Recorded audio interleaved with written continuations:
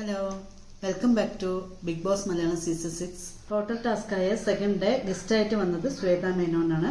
ശ്വേത മേനോൻ വന്നിട്ട് അലക്സാണ്ട്ര രാജകുമാരി ആയിട്ടാണ് ഇവിടെ ബിഗ് ബോസിലേക്ക് വന്നിരിക്കുന്നത്. വരുമ്പോൾ തന്നെ അവര് ഡയമണ്ട് കൊണ്ടുവന്നിട്ടുണ്ടായിരുന്നു.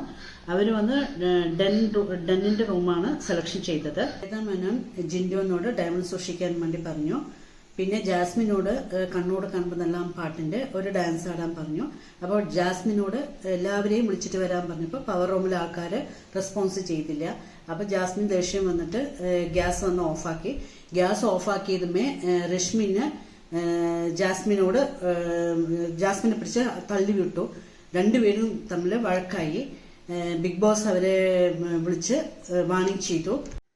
ശ്വേത മേനോൻ എല്ലാവരോടും പോസിറ്റീവായിട്ട് നന്നായി സംസാരിച്ച് എല്ലാവരെയും ഈ ടാസ്ക് നന്നായിട്ടുണ്ടായിരുന്നു, സീസൺ 6 എല്ലാവരും നന്നായി ചെയ്യുന്നുണ്ട് എന്നൊക്കെ പറഞ്ഞ് എല്ലാവരോടും നന്നായി പറഞ്ഞ് മനസ്സിലാക്കി കൊടുക്കുന്നുണ്ടായിരുന്നു.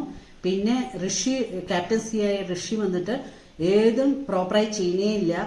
നമ്മൾക്ക് കാണുമ്പോഴേ ഇറിറ്റേഷൻ ആവുന്നുണ്ട്. പിന്നെ ഹൻസിബ ആവശ്യമില്ലാതെ കുറെ ഇരുന്ന് മോങ്ങുണ്ടായിരുന്നു. കാണുമ്പോഴേ നമുക്കത് ദേഷ്യമാവും. ഒന്നും ചൂടുവെള്ളം തെറിച്ചു പോകുമോ അത്രേ. അതാണിപ്പോൾ റീസൺ പറയുന്നത്. നമുക്കത് കാണുമ്പോഴേ കഷ്ടമായി തോന്നും. സാബുമോൻ വന്നിട്ട് ജാസ്മിന്റെ അടുത്തുനിന്ന് ഗബ്രിയുടെ മാല മേടിച്ച് എടുത്തു വെച്ചിട്ടുണ്ട്. അപ്പൊ ജാസ്മിന് മാല വേണം. അപ്പൊ സാബുമോൻ കൊടുത്തില്ല. അതിന് ജാസ്മിൻ കുറെ പോയി കരയുണ്ടായിരുന്നു. ബിഗ് ബോസിനെ സഹിച്ചില്ല.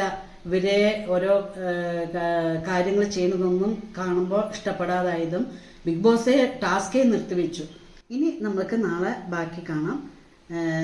ഞാൻ പറഞ്ഞത് നിങ്ങൾക്ക് ഇഷ്ടപ്പെട്ടിട്ടുണ്ടെങ്കിൽ ലൈക്കും കമന്റും ചെയ്യണേ. മറക്കാതെ ലൈക്കും കമന്റ് ചെയ്യണേ. Keep watching Bigg Boss Malayalam season 6 in Disney+ Hotstar.